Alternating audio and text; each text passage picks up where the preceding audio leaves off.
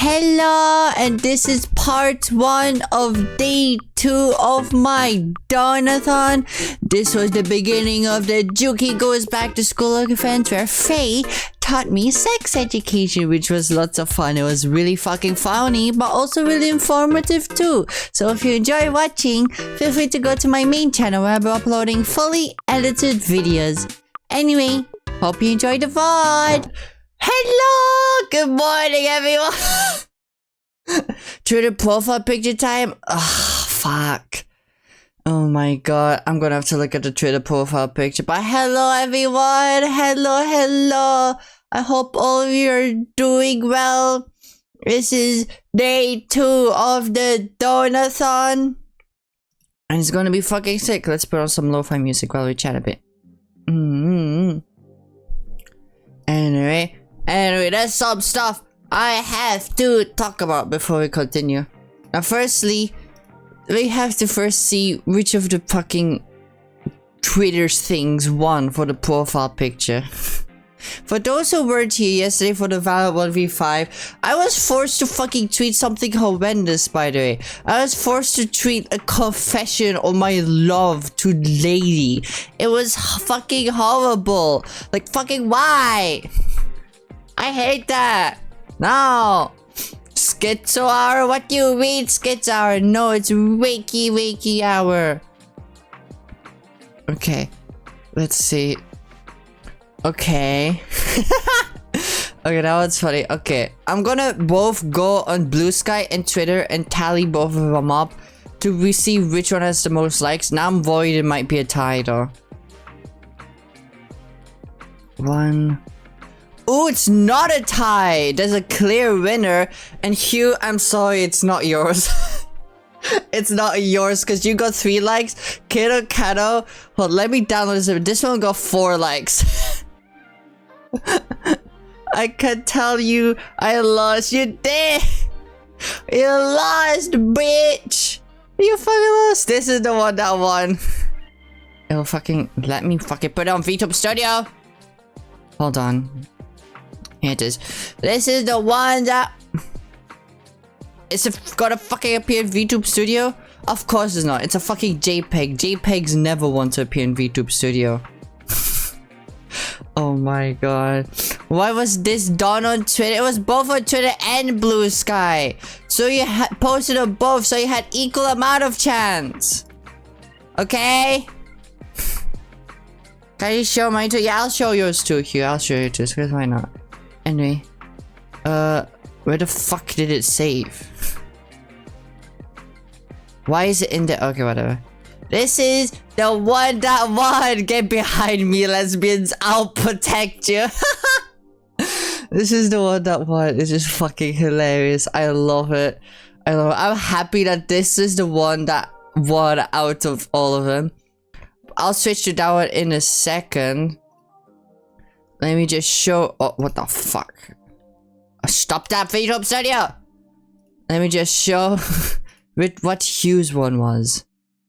Yes, there we go. I should be able to just drag that in here.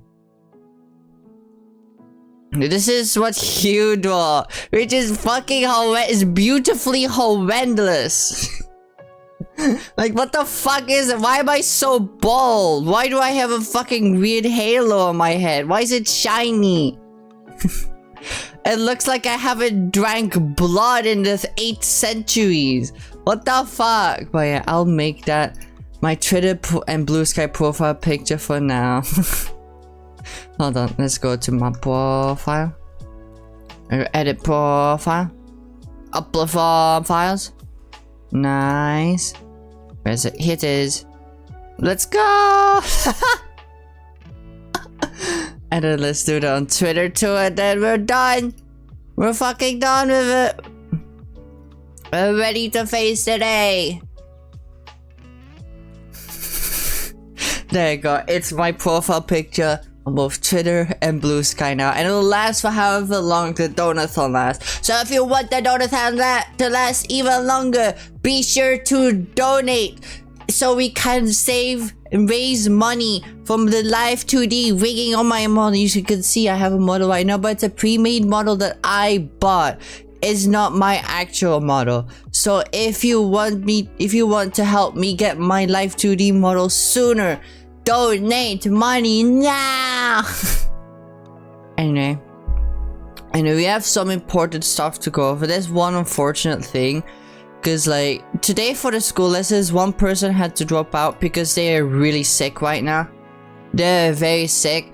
So today we won't be getting any history anymore from Brism, because they're very sick right now with the flu. But I talked to Faye and she said she's willing to make hers longer to make up for time, so which is good. So we're going, instead of getting sex ed for 30 minutes, we're gonna get it for 1 hour, which is fucking sick. We're gonna get it for an hour.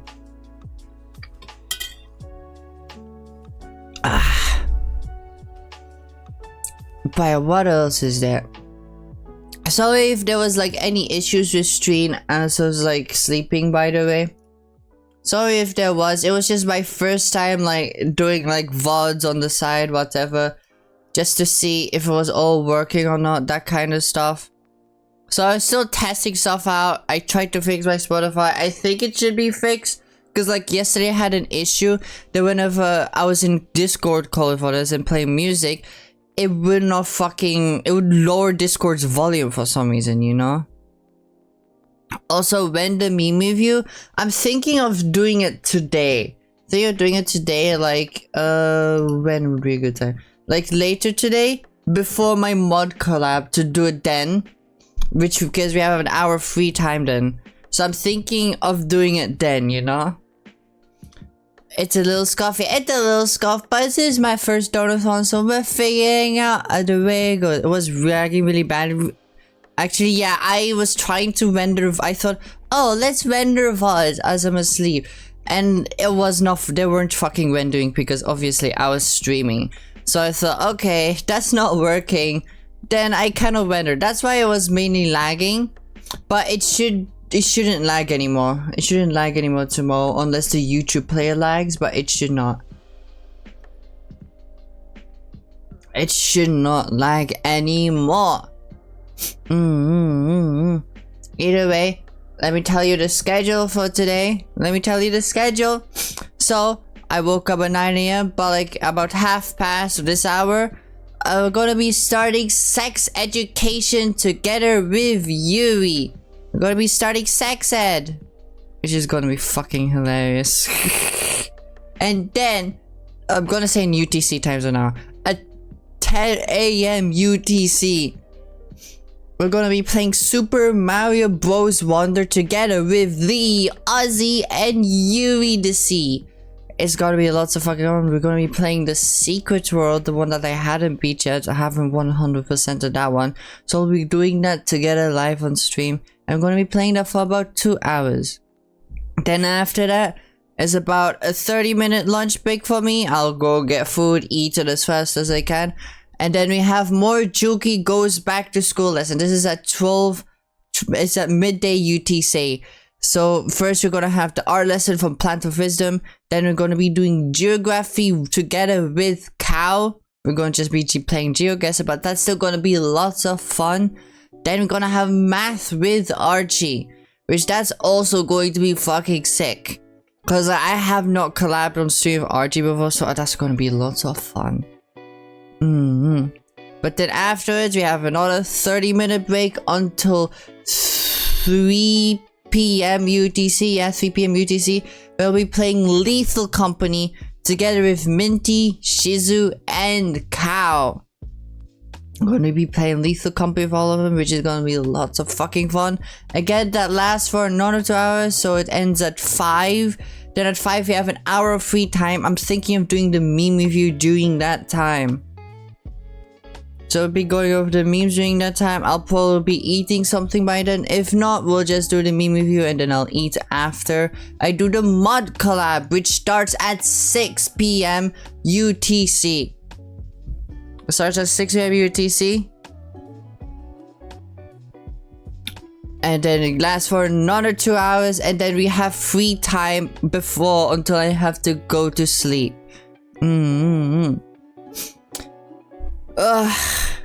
Other than that, that's kind of what the day looks like. Sadly, we don't have enough time to do like the Lego building thing, but we do have time to do the meme review, which is gonna be fun. But if the timer lasts until tomorrow, which I hope it does, I hope it lasts until tomorrow, because like I have more stuff planned tomorrow.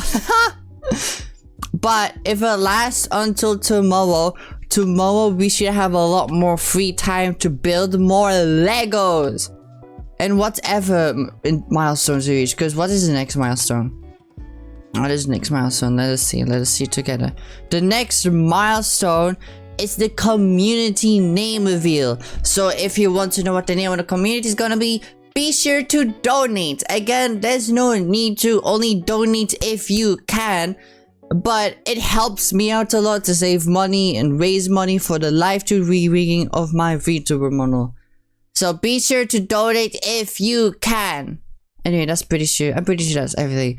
A short is gonna go up today, by the way. We'll have time, yeah, before the collab with Ozzy and Yuri, I should have time to like post on Blue Sky. Because like it's everywhere else I can schedule it, but not on Blue Sky, which is really annoying. Hello, Faye! Hello, how are you doing? I hope you're doing well. Are you ready for the lesson? It's in like 15, yeah, it's in 15 minutes. And you should start this at the end of the month? No! Because like right now, because I'm going back to school, right? And right now, on the 26th is when my fucking holiday started, so I had to start therefore to do it as long as possible, you know. Oh hell yeah. Sorry, I'm just scrolling through Blue Sky right now looking at art. It doesn't matter. Either way, I just want to say too, especially after last night, I struggled to sleep a bit, but like I felt so loved actually yesterday because it was so much fucking fun playing with all of you. And I hope you all had fun too. I hope you all had fun. But I thought, okay, since I thought I could render the VODs right, I went ahead and listened to them and thought like, oh, I wonder what they said when I went away and was muted. And the fucking bitch, she called me a pink rat on stream. How is the settings to fix? No, I don't have time to fix it yet. It's still broke. It's on the side, like all the pieces. But I had no time to fix it. Oh my god. Let me just message my mods real quick.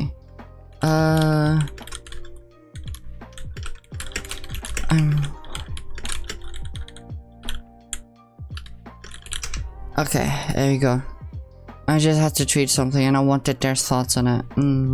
But the stand is not fixed. For those who don't know, yesterday as I was setting up the Lego hand cam buildings, no, I was fixing my mic. Yeah, that's what I was doing. So I was trying to fix my mic by unplugging the audio interface and plugging it back in.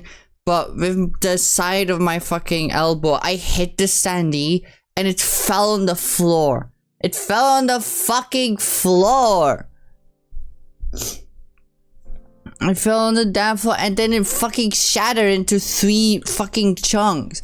And I was so sad because that standee was a gift from Volti. And not only that, it took a year to arrive. 1 year!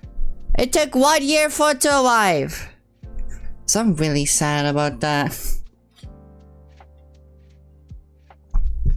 Should I catch it? How the fuck was I supposed to catch it? I'm really sad about that.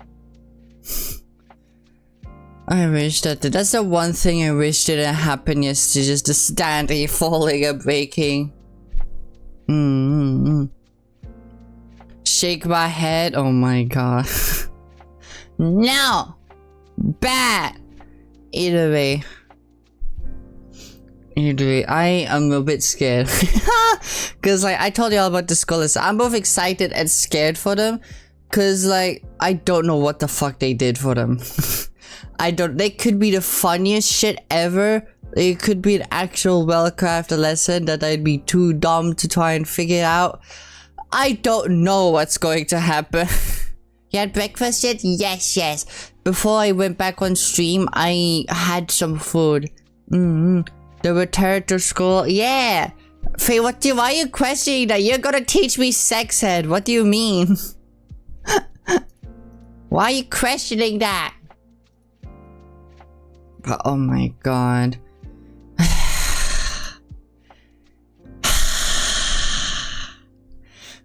I don't know what to, especially if Faye teaching sex ed too. That's gotta be something.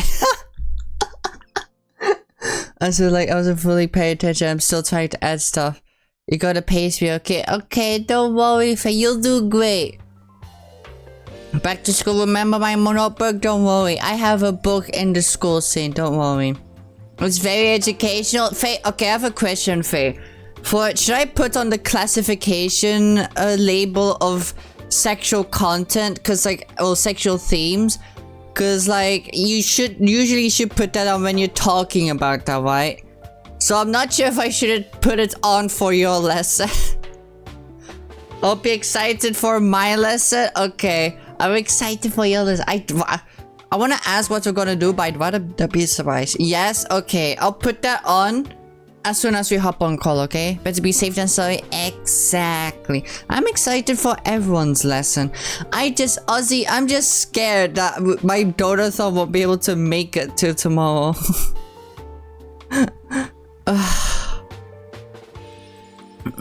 Because I have more lessons tomorrow, and look at the timer. There's 24 hours left. If those 24 hours run out, then there won't be any less. There won't be any less. I'll probably will organize with the people that I couldn't get a lesson with for another time, but still, we can hope. Yes, I can hope. We can dream. Yes. If not, I'll do a whole fucking campaign later today to try and get people to donate. Cause I wanted to at least last until not until tomorrow. I want at least the third day to go through, because there's only then one big event after. And I could just organize it for a different time, you know? Either way. Oh my god. Okay. If we have 10 minutes left, for 10 minutes, is there something we can do while we wait for those 10 minutes? Not really. There's not really videos to watch, and I want to do the meme review all in its own. No, oh my god, fuck it. I shouldn't be scrolling through Twitter while I'm streaming. How much money for it to last at least another day? Hold on. So $1 adds 8 minutes. Okay. Wait, how? So, wait. Fuck, I'm doing math so early, I can't think. How many 8 minutes in 24 hours? Enter minutes? I don't fucking know. 180 euros or dollars? Is it really? Well, it would just have to be another 12 hours pretty much, right? Because then I would go to sleep. And that sleep would be maybe about 12 hours too. It needs to be at least another 12 hours. How do I calculate this? Okay. And as yours, it doesn't matter. Let me do it as yours. Okay. Let's get the calculator, chat. Let's figure this out. How much would it have to be? Okay. So, how many minutes is there in 12 hours? How many minutes in 12 hours? And then we divide that by 8. Okay, so it's 720 divided by 8. That is 90 euros. Okay, so we just need 90 euros to make it through the second day. Okay. Okay, I calculate. Let me just put that in the mod chat.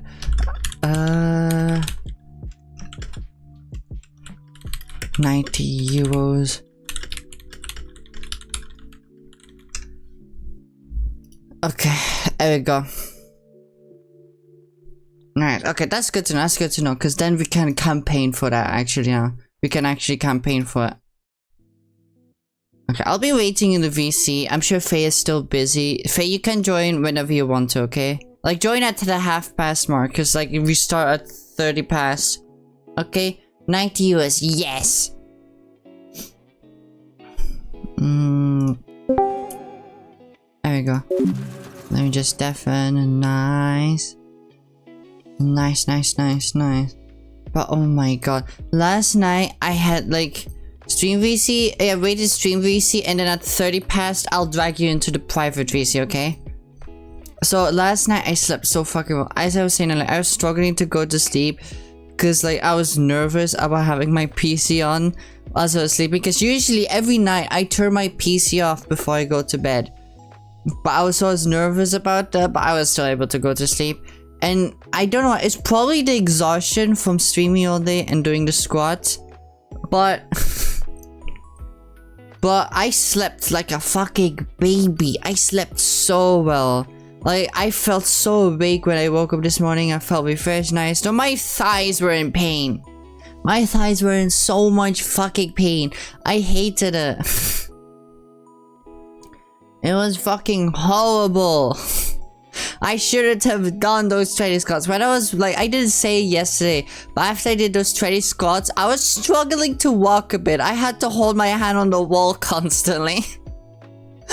But today they're just hurting a lot. I'm fine though. I'm fine. I'm fine.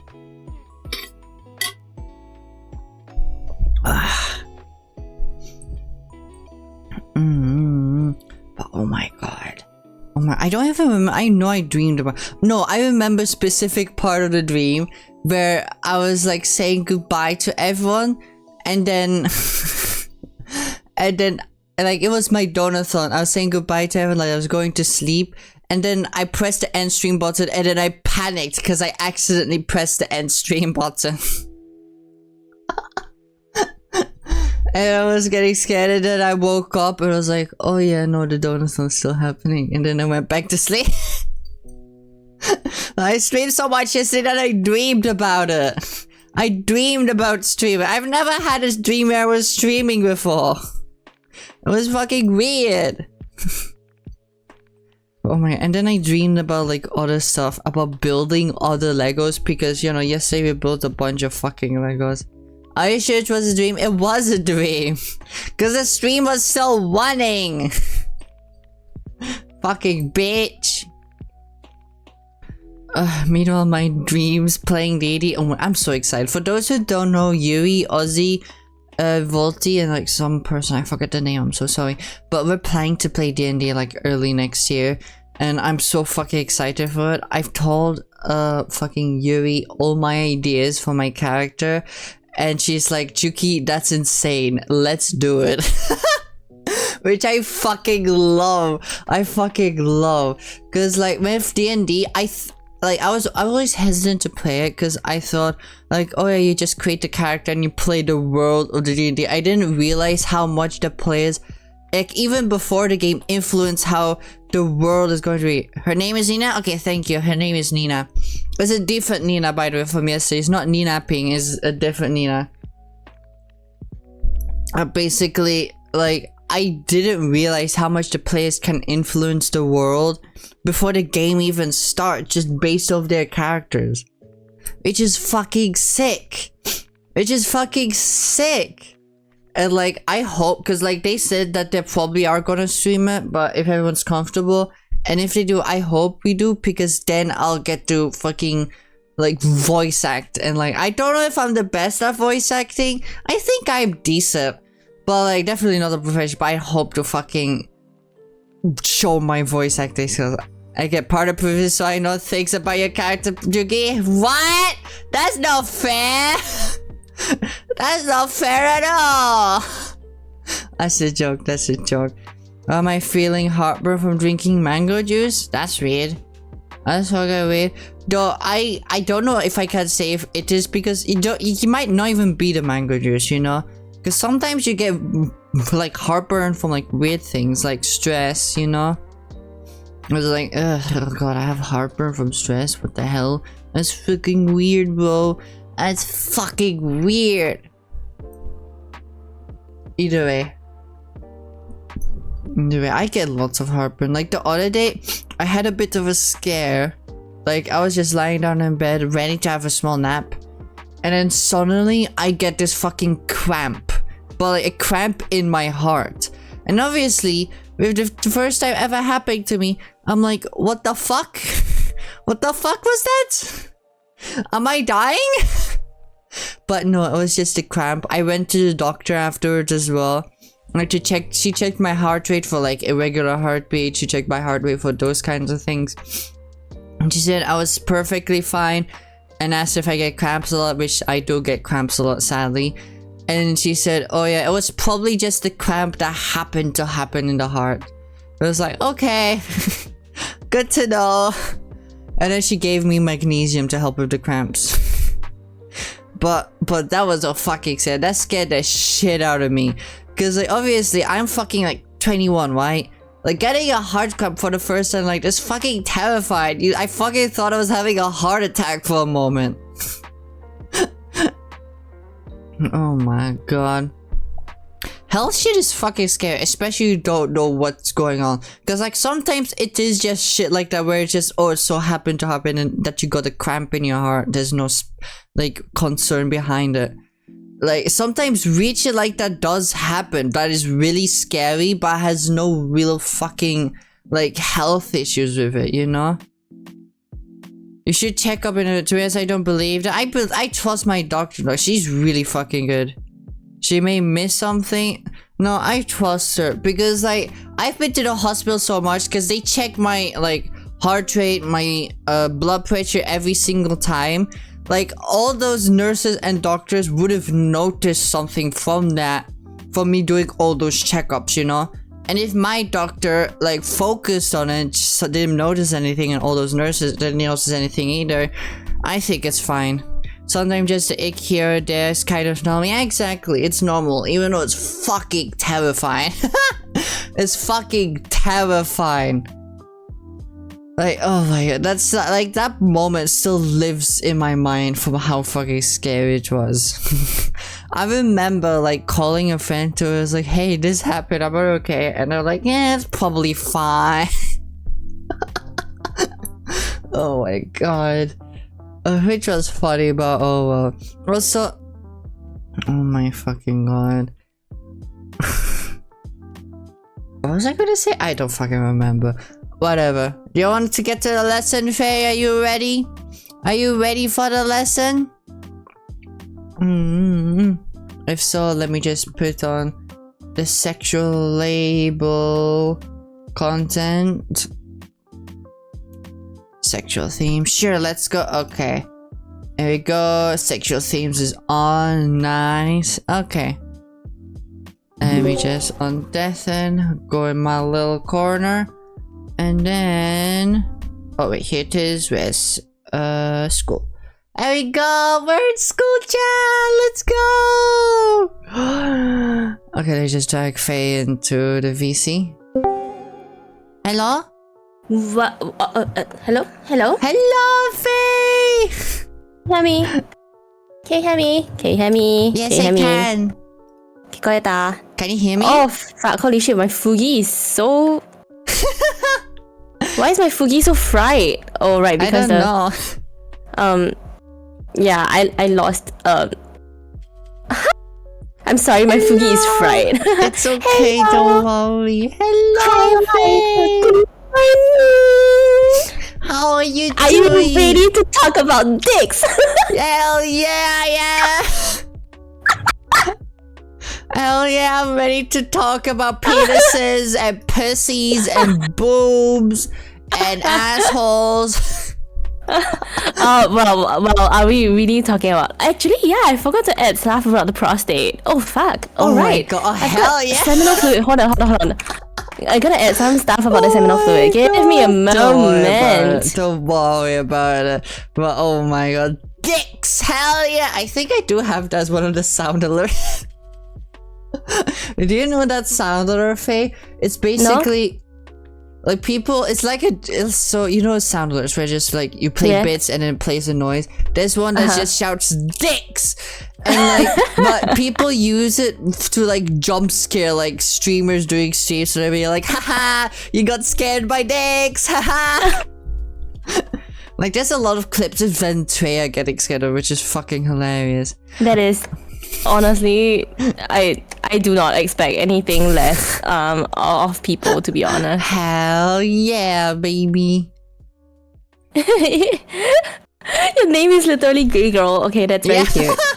But yeah, for those that don't know, and if you haven't yet, join the Discord server because we're still doing setup reviews. If you want to show your setup, join the Discord and post it in the chat. Either way. Dicks! Ah! What? They did the sound a little bit. Thank you, Juki, for the 100 bits to play dicks. Well, I see people like dicks. You guys definitely do love dicks very much, don't you? Oh my god. Oh, hold on. I have a less fried version. Hold on, give me a moment. Oh, you're fixing your Fugi? Yeah, I'm fixing my Fugi. It was so fried. Is it fried now? It's not fried now, is it not? Yeah, it's fixed. Whoa! Okay, it's that's not good. deep fried anymore. It was deep fried, and I was like so concerned. But I would like to apologize in advance. Why? Because I didn't actually put in a lot of effort into like making the thing pretty.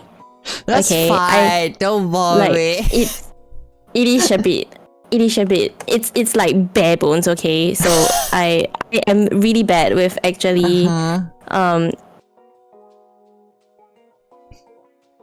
I'm really bad with actually making stuff look pretty because hold on, let me show it on stream. I can't be bothered most of the time. So you're gonna have to deal with this. What the fuck? It just says sexual education. So, yeah, it's not pretty, okay? Like as you can see when the Omegaverse thing happened, Amma was the one that did most of the beautifying of stuff. Oh my god. Because like this is the maximum my PowerPoint skills go, okay? Like the most I can do is like a few animations here and there. I am really bad at it. Oh my god. Okay, so we're just gonna deal with a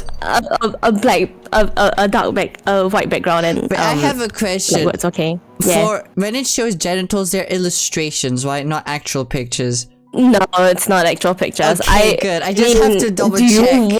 No actual pictures, please. Please. No, don't get me banned off of Twitch, please. Okay. I will save you the thing is I don't know some of these like I'm really not sure if Twitch is gonna ban you because there are definitely some penises in here. Yeah, if it's an illustration like in an educational context, it should be fine. Okay. This is hashtag education, okay guys? Yes, hashtag is an education category. Hold on. There is an education category, but the thing is, it's because the game is called education. Do people actually use it for education stuff though? Kind of. I know of a friend who's hijacked it before co-working and studying came out. Oh my gosh! Can you imagine if you co-working and studying? Should I switch to that? Oh my god! Juki's a co-working streamer now. Hold on, co-working. Sure, why not? I'm switching to that. Why not? Okay, I switched because this is technically study. True. Okay. This is my co-working debut chat. You heard it here first. Good morning, Ada. Hello. Well, it's night for Arda. It's not really good morning for it. Yeah, I mean, yeah, he was good. Yes, it is. It is late at night, but you know, Ada can be here for a while. Okay, are you ready? Are we ready to learn? Okay. So, good morning, Juki. I hope you are ready for this. This is sexual education. Hell yeah! This is sexual education with study pause. Time to learn because sex. Who else is gonna talk to you about vaginas and dicks for like an hour straight?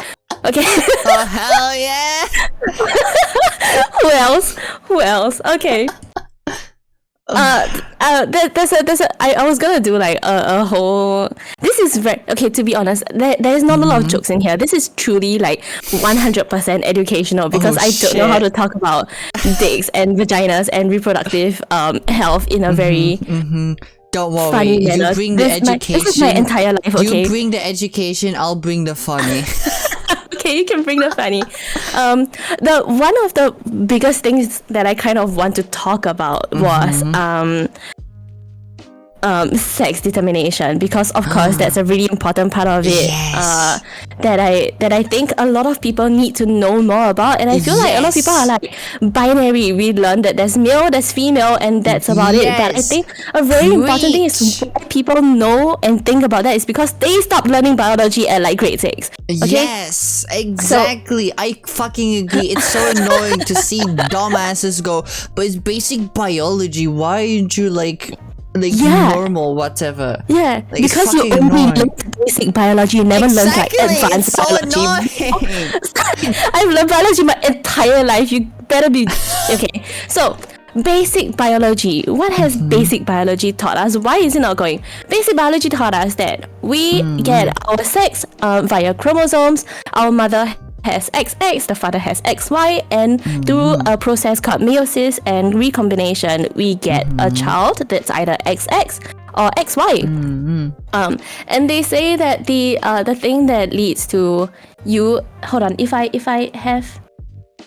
have pointer laser, look at that. Hell yeah, but I can use laser pointer. Now this is a real school lesson. The whole thing that defines whether you're a male or female is actually dependent on the Y chromosome. The Y chromosome is this one tiny S chromosome, and apparently, according to research, as time goes on, we're seeing the Y chromosome shrink and shrink. Really? It's getting smaller and smaller. Wait, so why? who knows what happens in the future? If you want to know, it is because our chromosome, we have caps on the end that are waist chromosomes. But as you do replication, it actually kills the waist DNA at the end. And if the moment you start killing the actual DNA that codes for something, this cell then starts to die because it's not actually getting its complete DNA. And as generations pass, we start seeing the waist chromosomes, the cap. We call them the 5' and 3' caps. I think it's A caps. We start seeing them shrink, so they become smaller and smaller over time goes. We have no idea where it is. Why it is happening. It is happening. Yeah, because the thing is, there are some animals out there, right, who have enzymes, and in the really early stages of development, we have enzymes that prevent this kind of shortening. But when you become an adult, those enzymes get turned off and they die out, and that's why, that's essentially why people die and people contract diseases, because our enzymes die out and our chromosomes start becoming shorter and shorter. So your recovery process becomes less and less efficient. So it's like when you're young, for example, if you get a cut when you're young, it's basically healed over 2 days later. But the older you get, the cut starts taking longer and longer to heal. Yeah, it's because our regenerative capacity becomes weaker and weaker because our chromosomes. Part of it is that our chromosomes are getting shorter. Okay. Yeah. So, I didn't expect to go on the time like that, but sure. Don't worry, we have free time. Don't worry. Yeah. So we do have a lot of time. If I tend to talk too fast when I'm excited. So if I'm talking too fast, please tell me to stop. Okay. Don't worry, you're fine, girl. You're doing fine. So that is and also just as a disclaimer, I stole a lot of these photos from the internet. So credits on you. I'm sorry. I really shouldn't be stealing stuff. I am fully 100% plagiarizing, but it's okay. We're not taking this for we're taking it for content, but we're not like profiting from it, so it's okay. So we all thought that the X and the Y is the one that determines whether you're male or female, but actually, that is not really the case. That is so much more that actually comes into what is outwardly presenting as male or female. We have this idea of a phenotype versus a genotype. So a genotype is what's in your genes, and a phenotype is what actually you are expressing. And we can split them essentially into one of the biggest thing, I guess, is the SRY gene, the presence of the SRY gene. And then we have testosterone expression, estrogen expression. This technically considered as like the male hormone, this the female hormone. External genitalia presentation, because even if you had ovaries, doesn't mean that you will have a vagina. You might have a dick. That's what we call girl dick, baby. Girl dick, baby. Yeah. That's essentially what we call a pseudo hermaphrodite or hermaphrodites in general. And then we have secondary sexual trait expressions, things like hair growth, things like the presence of boobs, things like Jeez. And of course, it's not that evident in humans, but it's a lot more evident in other animals, in that their behavior is different. So in a lot of, for example, I think the most obvious ones are like birds, right? So like male birds are very promiscuous. They are out there. They're trying to seduce every single female that it comes about. So they have really obvious plumage. We have the presence of song. We have the song singing. We have the presence of like the male courting dance. That a lot of birds have really fabulous courting dances out there. And I think it's really silly when they're dancing. They do look silly. They're just like, look at all of my feathers, and they're just like prancing around. Exactly. It's like they have narcissism or something. They do. They are definitely very narcissistic. But like but the thing is, in a lot of birds, actually, the females get the choice of whether they actually do want to mate or not. If they don't like it, they'll just fly away. If which only is that was in great. real life. I love it. Yeah, so like the males are just the ones left being like, look at all of my feathers to absolutely no one. So it's hilarious. But yeah, we will look at all of them at some point. But I want to look at the SRY gene first because genetic presentation. So the SRY gene is a gene that we know as of now exists on the male Y chromosome. And the Y chromosome, the SRY gene is what we recognize as the one that's almost the most pivotal to whether there is a presentation of male or female characteristics. But the thing is, when we are undergoing meiosis, which is the process at which here SRY gene, which is the process at which you split your one cell into two so that you can have half of each. So this is the process at which how we make egg and sperm. Okay, so you have 26 pairs of chromosomes in your body, right? But when you undergo meiosis, you split them into two. So the eggs and sperm have only one set of chromosomes. So instead of having 23 pairs, you have 23 chromosomes. Okay. Does that make sense? Okay. So in all of your cells, in all of your normal cells, you have 23 times 2, which is 46. Thank you. But in your eggs and your sperm, you have only 23. Okay. Okay? So that's a process called meiosis. Okay, so And so basically it combines into one cell and can become one or the other. yeah, so that's exactly that's right. So when you have fertilization, the egg and the sperm come together, and so then you have 23 plus 23, 46, and then you can make a baby. So that's what happens in the process of meiosis. But the thing is, genetic diversity is really, really important when it comes to making sure that we have all different resistances to stuff so that us as a society can survive. Yes, I lost the genetic marker. So part of the way that they do include genetic diversity is this thing called crossing over during meiosis. So it's literally called crossing over because, as you can see here, there's a paired chromosomes. One is here, one is here. They literally cross legs and then they exchange DNA. Okay? So this is really interesting because what happens on the male side of thing, where they have one X and one Y, right? They can cross over, and then what happens is that imagine if the SRY gene is here. Sorry? That's why there'd be less Y then over time. No, that is not why you have less Y actually. Yeah. So this is just to explain the SRY gene. So for example, imagine if imagine this is the X and this is the Y chromosome, right? So imagine, but what if the SRY gene was actually here? It gets crossed over into the X chromosome. But and now the Y chromosome actually doesn't have an SRY gene. So what happens now is that if this goes on and merges with an X, you will have someone, a female with in quotation marks, with XX, which is a female genotype, but they have an SRY gene, which will then lead to them having no presentations. Okay, that's really okay.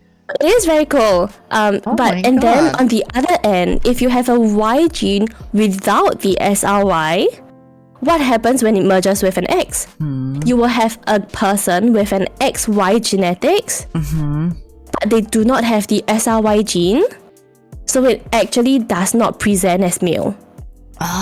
Okay. Right. So, just because you have XX or XY doesn't mean that you will present as male or female. Okay, that's okay. I always knew about it, but I never understood how it happened. But this is so cool. Oh my god. Yeah, and then we have brain fuck situations at which some people have triple X's, XXY, and many kind of presentations of the meiosis and recombination process. There has been a bit of a movement recently. We used to call all of these sexual diseases or reproductive diseases, but there's been a movement recently to change into either the word disorders, but even now disorders has been slowly moved out of the vocabulary, and it's getting moved into just making it reproductive differences. Yes, that sounds a lot better. So it's becoming something that's not something that you have to treat. It's just something that is. And it's just a difference that we have to deal with. Because realistically as well, like having just different genitals, there's nothing wrong with that, right? So I think part of it also comes from the fact that a lot of these were really much studied in farm animals, because reproduction is really important in farm animals. And having an animal that is non-reproductive, because for example, if you're someone that has an XY gene but you don't have the SRY, you are then non-reproductively you're not fertile, and that is something that they have to fix. And I think because of that, they've brought over that kind of terminology into human medicine. But we don't treat humans the same way that we treat animals. So obviously. There's been a movement. Like animals can't be like, don't call me a disorder, you know, we don't understand them. So there's been a movement to make this happen, which I really like, honestly. We are only 3 slides in and it's already 8:50. I'm sorry, hold on, we're gonna move a bit faster. Okay. So that's one thing. Another thing that we do, this is very complicated, okay? Okay. I'll try we're to not pay gonna attention. look at all of these. The one that we want to look at is the fact that this is how we determine what hormones are being produced. So first up, you have your brain telling your hypothalamus to release this gonadotropin releasing hormone, which then release luteinizing hormone and follicle stimulating hormone, which then goes down to the ovaries and testes. So depending on whether you have ovaries or testes, you can release different type of hormones that then make you present in a different way. So it's a bit of a catch-22 situation. You need to have testes to release testosterone, and you need that testosterone to help you make your testes. Okay. So if there's something, what came first, the testicles or the testosterone? So there's something in this situation that is to be noticed, is that all of us, we have the same hormones out here. The only change is at point of ovaries. right? So if there's anything down this line, for example, your brain isn't working well, hypothalamus is not releasing, or your anterior pituitary gland is not releasing those hormones, you are not going to have expression of these estrogen and testosterone as well. So even if you did have ovaries, if this is not working, you will not present as female outwork, as like male or female as you expect.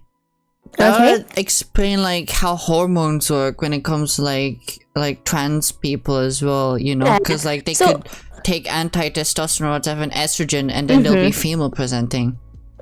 So actually, that's the part that's quite interesting. For trans people, not only are they like taking extra estrogen or testosterone, what they do is that they actually block this GnRH, so the normal body function is not producing their normal, not normal, but their usual. So for example, if I'm a trans male, what I'll do is I will block this GnRH, and then I will take testosterone. Okay. Yeah, that makes sense. Yeah, that makes sense. So like both of them will actually take that same kind of drug, which is honestly really interesting, exciting. Okay, move on. And one so how do you end up with testes or ovaries is then the other thing that we want to talk about. In the body, up until about 8 weeks old, if I'm not wrong, every single baby out there has the same sex set of genitals. Every single one of them. We all have the Mullerian duct, we all have ureters, we all have the Wolffian duct, mesonephros, blah blah blah. It all looks the same. At this point, your brain and your CNS, your central nervous system is starting to develop, and then because of sexual differentiation and because of the presence of testosterone, the presence of the SRY gene actually is the presence of the SRY gene that leads it to go down the route of testes. Without the SRY gene, everyone would just have ovaries. Okay, so my dream. By default, everyone is female. Oh hell yeah, let's go, girl power. Gene, we have testes. Okay, so then we run into the situation of what if I'm an XY but I don't have SRY? You will have ovaries even though you are an XY. So that is that is a thing. And then when you have testes, the constant production of testosterone from the testes will then lead to the continual development of everything else. Okay? So that's the separation. But yeah, so what happens is that the other set just kind of like withers away and disappears. And yeah. Hold on, before you continue, Kaylee, you're thinking the opposite. By having more SRY, we'd have more dicks. Not less. SRY would have more dicks. We need to lessen it if we want more women. Oh, Juki, you're correcting other people. Look at you. I'm getting smarter. You are getting smarter. But of course, we are going to look more closely at the female sexual organ and the male sexual organs, okay? This is what we technically consider as the female sexual organ. Ovary, fallopian tube, uterus, cervix, blah, blah, blah, blah, not important. Why does it look like a face of a bug? Doesn't it kinda? Look at it. Yeah, it does look like taking mosquitoes or something. Yeah. Like that's the eye, and then you have the what's that called? The face. The face, and then the mouth piece is here. Oh my god! Why are you doing this to me? Okay. God. Anyways, the female sexual organ, the ovary holds all of your eggs. So the part that is really fucking trippy is that you have all of your eggs when you are born. So the number of menstruations that you can have is fixed the moment you are born. Really? Oh my god. So it kind of reaches a kind of mindfuck situation at which oh my god. Like imagine your grandma when she was pregnant with your mom. your mom already had you inside of her. Yeah, that's so weird. What the fuck? It is really mindfucky. So, because of that, you can imagine that if something happens on your grandma's side that causes her egg health to be not as amazing, or her baby to be not so healthy, it will affect you as well. So the series at which diseases get passed down is actually very quick, and it takes a really long time. So it's why it's really important that during pregnancy, the amount of stress that the lady or the person that's pregnant is experiencing is as low as possible, because if they do and anything happens to like the eggs that are in there, it get passed down quite obviously as well. Okay, that's not horrified. Also, I'm looking at like the uterus, and it's scary for me to imagine how a baby could fit inside there. It does, yeah. The uterus expands. Oh, actually, I don't know how much it expands. It inflates like a balloon. It does. So the female sexual organ, I believe in an actual human, it's only about palm-sized. Really? You could fit the entire thing in a palm. Like, how does it fit inside there? What the hell? That's so scary. It's actually really small. So, as you get pregnant, all of these are very, very, very muscularized. Like, you have 2 to 3 layers of muscles in here, and they are really good at stretching and also contracting.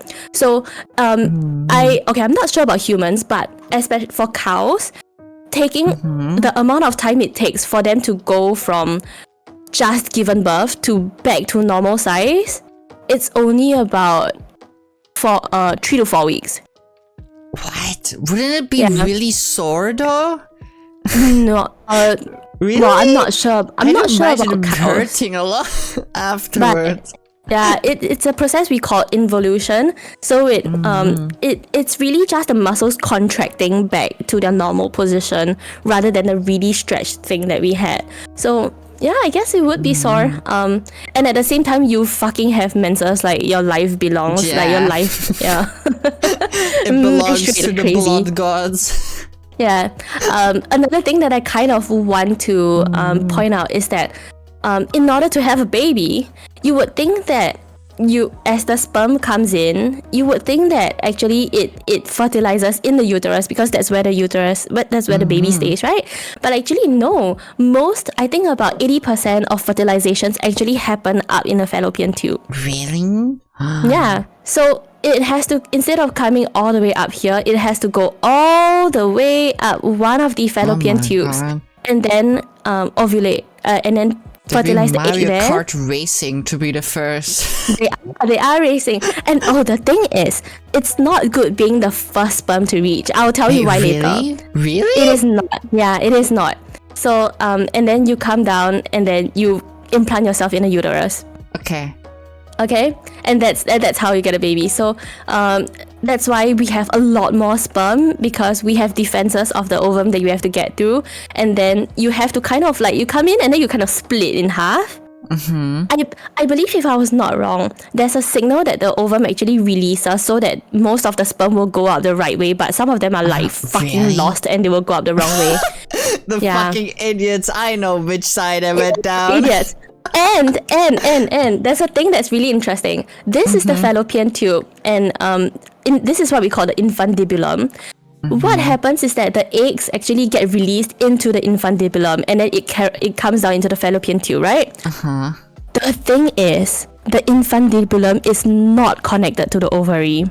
So it's basically just like a funnel that's like cupping the ovary, and then whether it falls down into the fallopian tube or not, it's like almost basically by chance.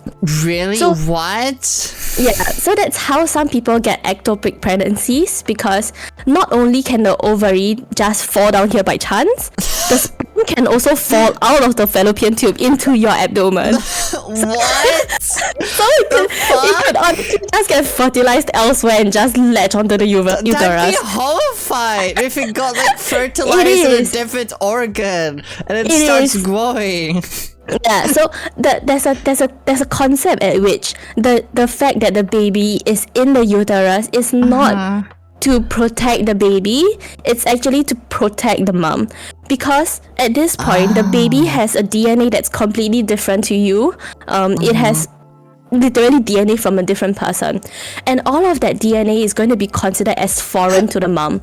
And if the mom actually senses it, it will start attacking that baby like absolutely crazy. And that baby will attack back. So at that point, it's dangerous for both the mom and the baby.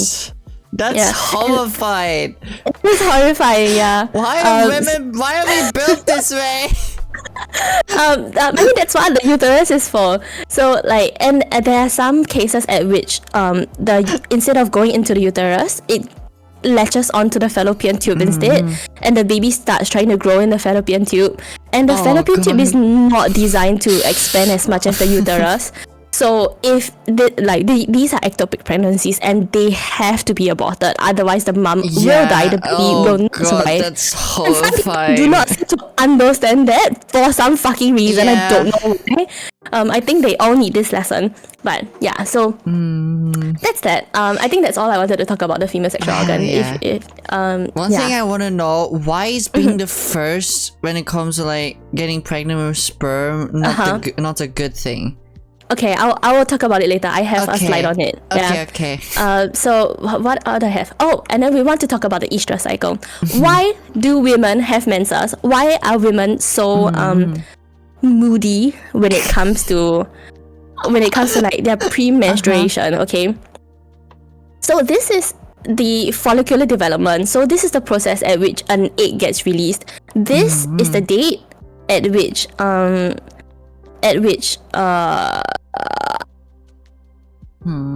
the egg is released. We call it the ovulation. This is all of the hormonal changes that you will see, and this is the thickness of your uterus during the menstrual cycle. Okay. As you can see, this is the day of menstruation, and actually, sorry, day 4 is the day of menstruation. Day 14 is the day of ovulation. So between ovulation and menstruation, there's a really big, gigantic spike of this thing called the progesterone. Okay. And as you realize, just before menstruation, the progesterone is the hormone at which that tells you that you it is the hormone that helps to maintain pregnancy. Okay, so at this point, when there is no baby, there's nothing to take over the production of progesterone, because when you are pregnant, the uterus takes over the production of progesterone, but when you are not, the corpus luteum, which is the thing that the egg comes out from, does the progesterone. Because there's no progesterone, because there's no baby, it fucking plummets. Okay, so our mood goes down the same way. Okay. Absolutely tanks that shit. Okay. This is also this ovulation period, this progesterone is also partly one of those hormones that make like women really horny. So like you're really horny because you're trying to get pregnant, right? Like your eggs released, you want to get pregnant. That's how society like continues to survive. So you get really horny, and like you kind of want to fuck everything that you see, and then it fucking tanks, and then you feel like shit. So during this period, you are kind of really cranky because you are feeling really good, and like your hormones are literally out of whack. And then you start having menstruation, and things get going better again because you have estrogen. What's the difference between progesterone and estrogen then? Estrogen is kind of like estrogen's function is to prepare this follicle for ovulation. Okay. Progesterone is to prepare the human body for pregnancy, maintain a pregnancy. So they do have different functions. The follicular stimulating hormone increases kind of, and luteinizing hormone is the one that actually leads to the ovulation process. So you have an estrogen build up, and then your estrogen tanks suddenly, and that leads to the luteinizing hormone increase, and then you ovulate. Okay. Yeah. Okay. And then the FSH kind of just comes along with it, because the follicle stimulating hormone helps the process of it going from here all the way to here. I did not ever learn this in school. This is my first time learning that. Yeah, this is honestly a lot. It sounds so shitty, like you're on a high, you just drop from it. Basically, yeah, you are just dropping from a high. So that's why, like, we have this thing called the premenstruation stage, PMS, a lot of people call it. It's because of this drop of progesterone. So let me tell you, we can't help it. Okay, we physically cannot help it that we are cranky before menstruation. Yeah. So, chat, I will say, never fucking say, like, if your girl is mad, never say, like, oh, is your period coming soon? That'll just make her pissed. Don't fucking say that. It will just make her more pissed.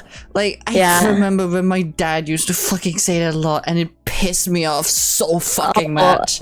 I will smack my dad in the face. Thankfully, he's like learned to not do it anymore. But yeah, so congratulations. This is why we're cranky. Hell yeah! And so as you can see, there's a really big variation in all of your hormones. So, and for any other kind of sickness, like so what's that called? Cystic ovarian disease, something like that. All of these gets out of whack because some of these hormones are actually produced by the ovaries and the corpus luteum themselves. So then either the brain or the anterior pituitary gland, or all of these gets fucked up. This entire cycle gets fucked up too.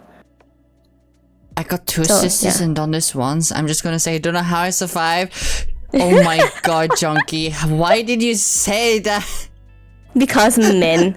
Okay, so yeah. Well, that's about it for the female. We wanted to talk about dicks. That's a penis.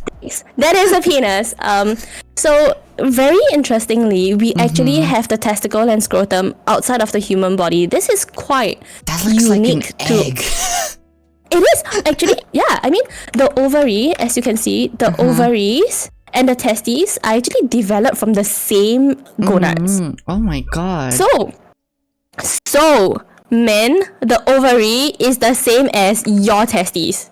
Yeah, they just develop differently. They develop from the same place, yeah. So mammals are quite unique in that we are pretty much the only species that have our testes outside the body. So the kind of reason is that the sperm, in order to have the right kind of development, they need to be at a few degrees Celsius below body temperature. And so that's why they are like hanging outside. They're just casually hanging outside.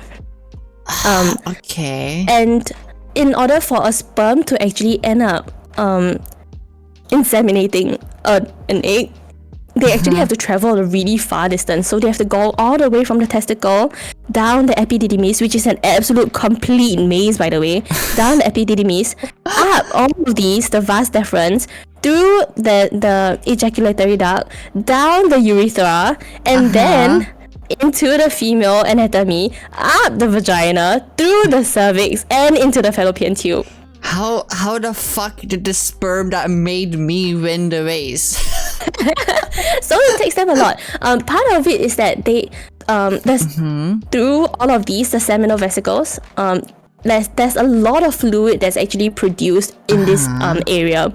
So you don't need to know any of this, but I just want to tell you is that a lot of fluid is produced here. So things like hormones, things like it's very, very high in sugar. So it produces that. Yeah, it's very high in sugar. So it brings energy to the sperm so that the sperm can swim. Hypothetically, if you were to eat these organs, would it taste sweet? Eat the organs? Yeah, because they have lots of sugar. No, but technically the semen was technically supposed to taste sweet because of all of that sugar, but I wouldn't know. I've never tasted semen in my life. Maybe you have to ask Amma. No, I don't. As soon as she's awake and she's here, I'm gonna ask her what it tastes like. Yeah, I think we've had this conversation before, but apparently it just doesn't really taste sweet. Junkie knows. Junkie's tasted his own semen before. Wait, really? So Wait, Junkie, what does it taste like? What does it taste like? Everyone who's tasted it, what does it taste like? I need to know. When you cook them, it definitely doesn't. What do you mean you cooked your own semen? What? Hold on. Hold on. We need to put a pause in the president. What do you mean you cooked your semen? I think it's probably talking about like the sexual organs. There are some cultures out there that eat sexual organs, and it's like in Mexico, I think it was the bull. They eat bull testicles. Yeah, apparently it's supposed to be really good for like for your male health, which kind of is true because in testicles it's where the testosterone is produced, and testosterone is the one that drives sex drives in males. So like eating testosterone is basically like free Viagra. New way to get really buff and strong. Just eat testicle. Like if you really want to fuck a lot of people in a really short time, which I don't know why you want to do that, but my God. But yeah, you do pass through the prostate, which is very exciting. And yeah, so that's the male sexual organ. The one thing that is really interesting is that the human penis doesn't actually have a bone in it, so it's just all muscle. So then begs the question of how the fuck do you get so hard? Oh, I see the thingy. I'm assuming the long thingy, like the worm looking thing gets hard, right? Yeah, so actually the penis is made up of two parts. We have what we call the corpus cavernosum and the corpus spongiosum. The urethra comes out of here, the corpus spongiosum, and this is the corpus cavernosum. How it actually comes together is like kind of crazy.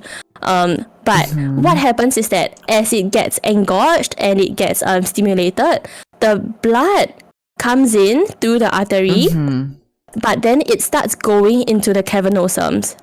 And what happens is that the cavernosum is basically like a sponge. So like it's a bit of a lie. The spongiosum is not a sponge. It's like a sponge. It takes in all of that fluid and then it expands. And then when it expands, it actually pushes up and pushes down onto all of these veins. So blood comes in through the arteries and leaves via the vein. But when you expand so much, it actually compresses these veins, and so blood, venous return to the heart is reduced.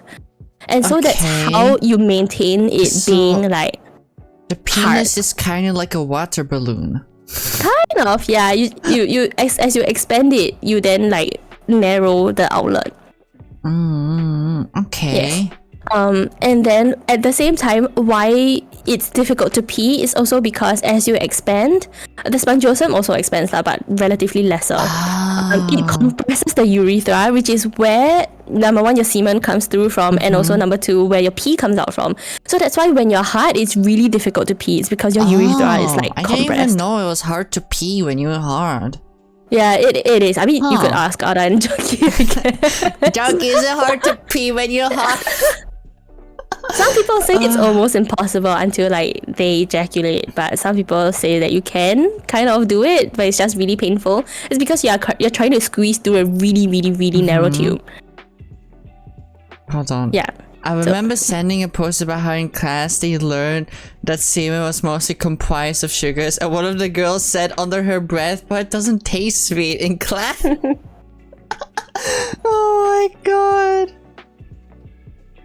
Thinking about kidney stones, it like that? Yeah, actually, yeah, it does. Also because of the fact that the male urethra is so narrow and so long, males are much more predisposed to getting getting stones stuck in their urethra. Yeah, and then you have to go in through surgery, get it out and all that kind of stuff. So you just have to be very careful that your kidney stone can end up becoming a urethral stone. So you have to be very careful, okay? If you realize that you can't pee, get to a doctor immediately because it is an emergency. All of that fluid can back up and basically burst your bladder or like kill your kidneys. Oh god, that's horrifying. It is horrifying. The females we get it easier because our urethral tract is basically much wider, so and much wider, much shorter, so we don't get it as often. I'm so sorry for men who have to go through this. Holy shit. if you position yourself right in a very weird way, you can pee more hard. I can do it if it's bent and hard, but if you're standing, you need to bend it down. that is very oh my god. Yeah. So, there's this image, I cannot show it on stream. I don't know if I can find it, but there's this image, and it's of a guy sitting down in toilet, like with an erect penis. And like he's trying to pee, but because he kind of bent it down, it overflows in one zone.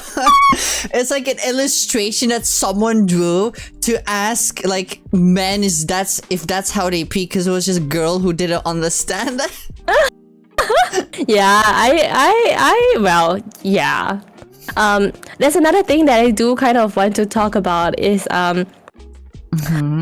there's one of these things where they're like, well, if you ever get forced to do a blowjob on someone else, you can essentially bite down on a penis and rip it off. That is true. What? You can. Because there's no bone in it. It will hurt like a motherfucker. So that's the good part. But unfortunately, they won't bleed to death. Unfortunately. Yeah, if someone forces you, chat, please protect yourself, okay? Remember, consent is key. Yeah, unfortunately, because the arteries actually themselves are not that big. They don't pass in a lot of blood. You only get that much engorgement because of the fact that venous return is slow, and most of these big blood vessels are veins. So it's fast for it to like go soft, but it takes a while for it to get hard. So yeah, if you slice it clean off, the person's likely gonna live. It's not like if you try and bite someone's tongue off, they will likely bleed and die to death. Then you would have their penis blood in your mouth. You would, but honestly, is that the worst thing? Yeah, kind of. You're right. It's better than compared to them doing, Yeah, like, yeah, Anyways, good to know. So you can bite the penis off and then run guys, you heard it here away, first, folks. If you want a girl to give you a blowjob, you need to trust her with your life. And make sure that it's consensual. Yeah, make sure it's consensual too. They can bite it off. They can, if they really wanted to. We can. I'm saying so I'm not I'm not someone who potentially, but okay. But yeah, we've talked about this. Nothing important. Sperm's not important. Now, what the fuck did I just join? The most important thing we have in life, of course. Sorry, welcome to the channel. We're doing sex education. Welcome in. I'm doing a donathon. Yes. Why is it then it is not important to be the very first one? Okay, because this is what we see as the male sperm, and this is the female egg. So as you can see around you, that's the nucleus. This is the actual egg. And around it is the corona radiata. Is that like a wall they have to break? It is a wall that they have to break. So you have to get through. Okay, this is a cartoon, but usually it's like this thick. It is huge. It's very thick. So the sperm has to get their nucleus to merge with this nucleus in order to form a zygote, which is a baby, like a one-cell baby. But it has to get through all of these first. Oh my god, so that explains why being the first is bad. Yes, because what happens is that the first few sperms in the acrosome, if you see this part, what happens is that there's actually enzymes here that as you crash into the corona radiata, you release all those enzymes to start digesting all of these external parts away. So the first few sperm are the ones that are just there trying to digest and make space. Okay. Yeah, so the first sperms are the ones. I'm sorry, you guys are not the one that won the race, okay? It is a team effort. Okay. So it is then only why a did point they let at which me win? don't know by pure chance, I tell you. Is that you then only at point at which you reach the zona pellucida, the jelly coat, then you get to merge the head with the nucleus. And this part is actually kind of funny because when the sperm does it, the rest of the tail just kind of gets left behind. So it's like a lizard. It just loses its tail. Yeah, it loses its tail. It loses like it from about the mid piece, and then the rest of it just goes in. And once we sense that there is a nucleus, like there is a merge, the human egg then releases. I can't remember what is it called. Something like it's basically like a force field, and then it stops the invasion of any other egg, any other sperm into the egg. Because what happens if you have more than one sperm in there? You end up with 3 sets of chromosomes, which is not what you want. Yeah, so then the egg then puts up the defenses, and then this becomes the zygote. Hey, the rest of the sperm, hey, let her in like 20 years is going to be the funniest joke ever. Hell yeah, you know what? That makes sense why I want that. I'm so sorry, Juki.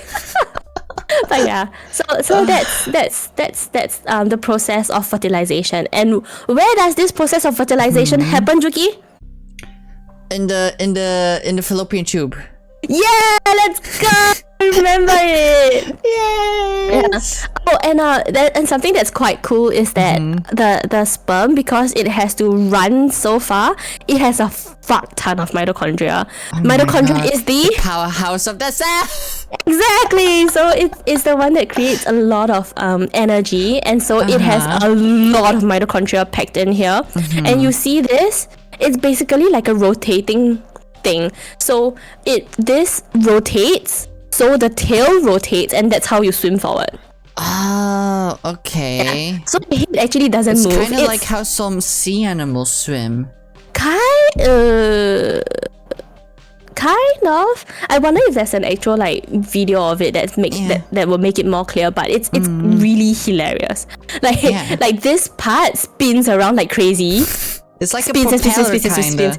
It is a propeller. It spins around like crazy, and then this just whips around. So like and then you pray and hope that it's going forward. Yeah. So that's hilarious. I think it's hilarious. Yes. Okay. How many? Hold on. Let me see how many more slides I have. I have quite a lot. Oh fuck. Okay. We're halfway there. And then we have the hormonal. As pregnancy goes on, hormones also go crazy. The first, remember the progesterone that we were talking about? That's talking about whether you're pregnant or not. So how the body actually knows that you're pregnant is that after the zygote implants itself in the uterus, it actually releases something called the human chorionic gonadotrophin. So it releases this hormone so that the body knows that, hey, I'm pregnant. And then the uterus starts producing more progesterone. It takes it over. And so that's how a lot of your tests come about. You know, like when you pee on a stick and then you know whether you're pregnant or not. It's actually measuring this, the human chorionic gonadotrophin. Okay. Yeah. So that's why they say that, you can only know from like 3 or 4 weeks onwards. It's because the HCG is only increased at that point. Okay. Then why can men tell when they pee on a stick that they have ball cancer then? They have what, sorry? Ball cancer. It's because they actually produce a lot of the same the ball cancer, right? It depends on what kind of cancer it is. Most of it are cancer that leads them to produce estrogens and progesterone. Okay. So essentially when males have ball cancer, they end up making female hormones because it's kind of complicated in the testosterone. What happens is that they actually make estrogen first, and then the cells in there transform it into testosterone, and then they release that testosterone. Oh, what? Yeah. So males, you guys create estrogen too, okay? Hell yeah! So it's a bit complicated. How it actually happens, and they actually pee on a stick, I guess it depends on the stick, whether it's actually detecting the rise in estrogen or the rise in human chorionic gonadotrophin. I know that this at least is a blood test that you can do. Hold on. Let me check. Pregnancy test on scientists a stick. Finding out that sperm mutations and going back and forth, like I say, must have been the most shocking thing ever. Yeah. So technically, if a man wants to transition for free without surgery, he could get cancer. What the fuck, Kaylee? Oh my fucking god. Yeah. Oh yeah. Okay. Yes. Yeah. So in the testes, when they get cancer, they end up secreting human chorionic gonadotrophin. Oh, you know what that means? Do you know what that means? What? When men have testicular cancer, the brain thinks it's pregnant. Oh hell yeah! I mean, oh my god, wait! I have to read this out loud because Arda said this earlier and it matches perfectly. Hold on, let me find it. Hold on. Here. Technically, kids are all cancerous growths. Between brackets, I was born on July 13th, so I never stopped being a cancer. I saw. Yeah, but it is true. Basically, we do call them cancerous growths. Okay. Yeah. Because they just keep growing and they don't stop. Oh hell yeah. At some point, they just leave the body and keep growing. Yeah. Yeah, they do. Well... And the reaction that the body actually has to the baby, it would be the same as if you had a cancerous growth. Okay, Jesus Christ. If you didn't know that the uterus is actually right there. Okay. Yeah. So yes. Okay. That. Then move on. Pregnancies. So Hell the yeah. baby does go from really absolutely fucking tiny to massive, gigantic in 9 months' time. What happens in the human body is that all of the other organs get pushed up and out of the way. So that's why that's why it's difficult for women who are heavily pregnant to hold their pee, because your bladder is supposed to be here, but then you have this gigantic thing that's like pressing onto the bladder, and it decreases your capacity to hold pee. Jesus so Christ. You end up peeing a lot, and then you also, it depends, kind of, a lot of them will either get horrendous diarrhea, or you get constipation, because you might end up compressing your rectum. Oh, why is having a baby so horrible? Yeah, it's difficult. It is really difficult. I tell you, like, go say thank you to your mom. Unless you have a horrendous relationship with them, so like then I say thank you to my mom every day. That is good. Good girl. Very good.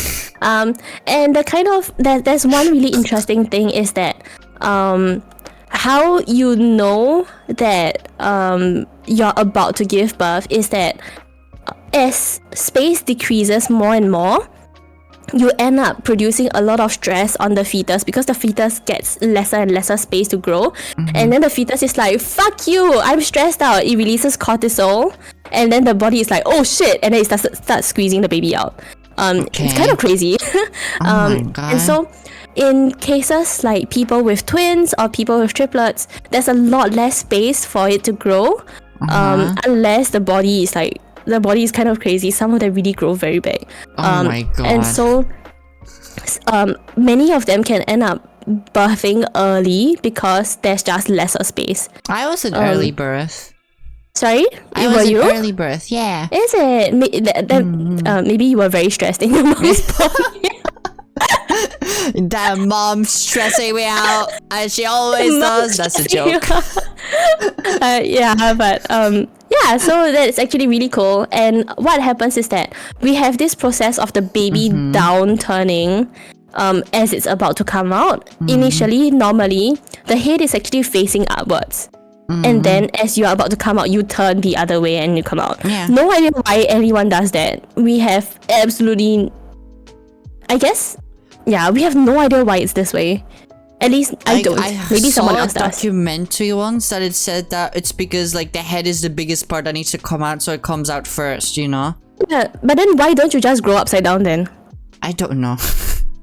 Right, so like, it's like, why does the flipping situation have to come out? With me, my mom had to get, I don't remember what it's called, but where they need to like cut it open to take me out because I didn't flip over to the other side.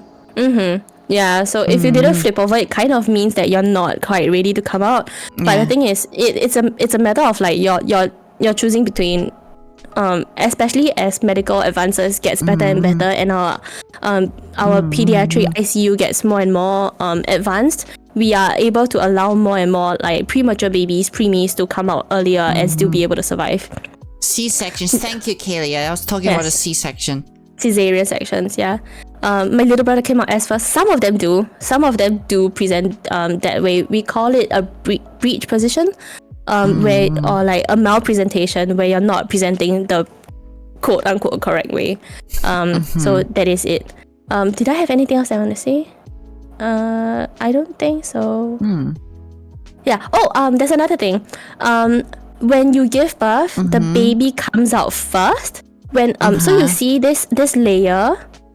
So what happens is that this thing breaks, and that's when your water breaks. And then the baby comes out. So it's and like the umbilical cord is there. I know I keep on using this as an example, but it's like if a water balloon pops, kind of. Yeah. So the water balloon pops, and then the water starts leaking out, and then the baby is then going to come out. It is an emergency if the water breaks and then the baby doesn't come out, because at that point, your baby is going to start trying to breathe. And the thing is, when the water breaks, it's gonna start trying to breathe, and you are not gonna be able to breathe inside the body. Oh, that's terrifying. So that's why it is a bit of an emergency if your water broke and then your baby's like not coming out. So yeah. And then what happens is that your baby comes out, your placenta then starts detaching from the uterus, and then you will pass afterwards. So you have to make sure that the placenta comes out afterwards. The humans have what we call a disc placenta. Different kind of animals have different types of placenta, which is honestly cool as fuck. It's the first time I learned about it in vet school. But yeah, when I was in vet school and we were learning about reproductive systems, my lecturer, who was female, gave birth, and then she asked for her placenta from her doctor. What? Put her placenta in formalin, and then brought it to school when her maternity leave was done. Okay, that is cool. What the fuck? When we were in labs, she was like, there's not a lot of animals with a disc placenta. The only other ones that we kind of know about are only other ones that I know about are primates. So the monkeys and apes. Yep. They have the same kind of placentas. And like it's quite rare to get a placenta from them because we don't have that many of them in the UK. So she was like, well, in order for you to see one, I've brought mine. And so like when we're looking at the placenta, it's like, yeah, that's my placenta you're poking at. And it's like okay, I have a question. Because I've heard crazy shit from the internet. Is there any truth in the fact that there's any health benefits in eating your own placenta? The thing with eating your own placenta is that the placenta is kind of this exchange place. For the mom is gonna bring the good stuff to the baby, and the baby's waste goes back out the placenta. So the placenta, actually, if you eat it, number one, there's a lot of shit in there that the baby actually doesn't want. Okay. So, and number two, when you actually eat the placenta, they're saying like, oh, there's a lot of stem cells whatsoever, which is kind of true. But when you eat the placenta, everything gets digested by your stomach. So actually, you won't get anything from it. You won't get anything from it that you wouldn't get from like eating a steak. Honestly. Okay. So, but what does a lot of people do is that they will collect the umbilical cord blood. Because in the umbilical cord blood you have a lot of stem cells, and these stem cells, right, are undifferentiated stem cells. Undifferentiated means that they are then able to so these are the stem cells that make this baby. But the thing is, this baby has so many parts to it, right? It has skin, it has bones, it has muscles, it has a nervous system. So these undifferentiated stem cells can essentially become any of these part of baby. Okay. So like this a stem cell is like the first cell that then turns into something. Yeah, you're getting it. Okay. So what people do is that sometimes they can freeze the umbilical cord blood, and then when, for example, if they undergo a really big surgery or like they are in dire situations, they can then use that umbilical cord blood to. This is for the baby. It's not for the mom. It's for the baby to repair itself, essentially. Okay, that's cool. Yeah. So yeah, so that's not really a lot of use for the placenta, to be honest. But if you see a lot of animals, they will eat their own placenta. But that's because a lot of times in the wild, food doesn't come easily. So they will just eat their own placenta as a way of recuperating some of the nutrients that they have lost. Another thing is that if you have a placenta just lying there, it's basically telling all of the predators that there's a lot of blood here. There's a really young baby that's defenseless. So you kind of need to get rid of it as soon as possible. Yes. Okay. Yes, you get rid of it as soon as possible, so you don't tell everyone. It's like, hey, I just had a baby, basically. Yeah. So that's why it's here, essentially. That's why a lot of them eat their own placenta. So it's not really because it's good, it's because it's good for survival. Okay, that makes so much sense.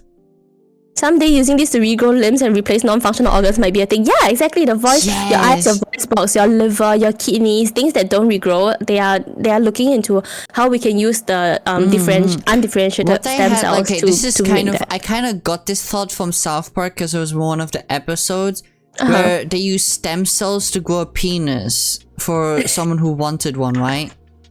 Like, would that be possible too, technically? Technically, yes. I think the more difficult surgical part is then going to be able to attach the penis to the person. Okay. All of the blood vessels and nervous systems and everything. I would think it's more difficult for the surgeon to actually do it. And one of the things is that your stem cells, in order to differentiate into something, it has to be surrounded by a environment that tells it to differentiate into something. And so part of the research is to try and figure out what is that environment that will tell you to differentiate into something. Okay. So it's very complicated. Okay, another thing then, with stem cells, would you then technically be able to create your own life forms? Like, whatever you want through them? So there was a big, my school actually did this, the Roslin Institute. What they did is that they actually cloned one of their sheep, and the sheep actually lived. We call it Dolly the sheep. It's not really using stem cells, but it is using the ovary, which is essentially a gigantic stem cell. Okay. Yeah, so it has kind of happened before. They used to experiment it with animals, but the thing is, it is an ethical issue of that makes sense. The ethical issues of you cloning yourself, essentially. So yeah, that's a thing. Yes, okay. Next one. So now that we've talked about getting pregnant, we need to talk about how to not get pregnant. The most important part. Y'all better be fucking paying attention to this. Yes. So we have a few ways of pregnancy situations. We go from reversible to irreversible kind of sterilizations. But as you look at everything out here, I think there's one thing that you can notice is that everything has a failure rate. Yeah. So there is not one single way of preventing pregnancy that is foolproof. You can kind of stop it by like, I will do an implant plus a condom plus a diaphragm to like raise your chances, but there is not a single thing that is foolproof. Even sterilization that we're talking about, even if you've completely removed it, because number one, we know about ectopic pregnancies, and that's a thing, and number two, these things grow back. Really? Oh my god. Yeah. So like we've had cases of men who's had their tubes tied, and then the body is like, my tubes are tight. I'm going to grow a new tube. And grew a new tube. So it's happened before and it can happen. Shit. Yeah. So it's kind of crazy. So if in case the tubes are tight, doesn't mean that your partner is like cheating on you. They get pregnant. Okay, go get a DNA test. Yeah. It can happen. Yeah. So there is not one single way of not getting pregnant. Okay. But this is where then abortion rights are then very important, because if you don't want to get pregnant, you've tried everything to not get pregnant, but you still do, and you don't want to have a baby, you should be able to remove that baby. Yes. And exactly. babies I just want to say real quick, chat, this channel is going to be fucking pro-choice. I don't care if you have a different opinion. Just let people choose for themselves. Don't choose for others. You don't know what they want. They know what they want. Let them choose for themselves. Anyway, with that out of the way, you can continue. Yes. Okay, I'm gonna continue. So a lot of these, as you can realize, a lot of it is actually female oriented. So like the pills, the injections, all of these are essentially hormonal treatments. So if you remember the GnRH, what they do is that they actually block the GnRH so that you're not producing estrogen, progesterone, testosterone, blah blah blah, everything, so that you don't actually get pregnant, because as you learned, pregnancy maintenance depends on the production of estrogen and progesterone. Yep. So then that happens. There are some that are physical. So for example, the condoms, the sponge, and IUDs. Yeah. So essentially, you literally put a sponge up your vagina and then like pray and hope that the sperm doesn't get to. It's kind of ridiculous. Yeah. There's also the IUD, which are essentially physical barriers to the sperm going up the uterine tract. But not exactly the most comfortable shit to go through. Yeah, but I've heard horror stories. Yeah, like slowly and surely. Apparently, with IUDs, they put it in you without putting like any like anesthesia, so you feel all of that. And apparently, that's really fucking stupid. Honestly, you know your rights. Ask for an epidural if you can. Yeah. So it's kind of crazy. But yeah. Male contraceptive options, as you can see, very much lesser. Some condoms, vasectomy, hormonal inhibitors. The really kind of stupid thing is that a lot of them are like, oh, there's multiple side effects, so we don't use it. Bitch, we have side effects too. What are you talking about? So I think as more and more female scientists get into the scene and and feminism becomes more and more prevalent, we are starting to gain more and more options for both like, male and female contraceptive options. This one new option recently where basically adds a switch where it closed the tube for sperm to come out? There's a what, sorry? Wasn't there a new option recently where for men, for contraceptive option where like it's basically they flip a switch in their body or something and it opens or closes the tube? I've never actually heard of that, but I can imagine it. I'm pretty sure I read about that somewhere. That is a very new one, and there was like a bunch of men like saying, "But what are the side effects?" Even though women have been dealing with their own side effects all their lives. So that actually sounds quite interesting. I'm gonna go look it up later. Okay. I am pretty sure I have seen people do it before with vasectomized males.